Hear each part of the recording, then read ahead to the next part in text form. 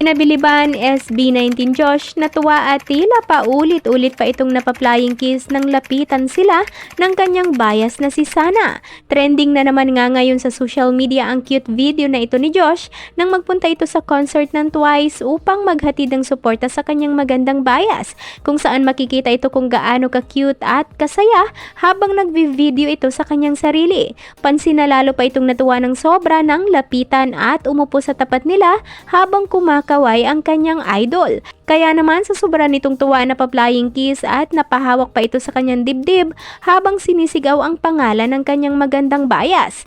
Ayon naman sa mga komento ng mga netizens na bumilib kay Josh, grabe rin umano effort ni Josh makipag-interact sa mga 18 dahil alam na alam umano nito ang nararamdaman ng kanyang mga fans kapag nakikita siya.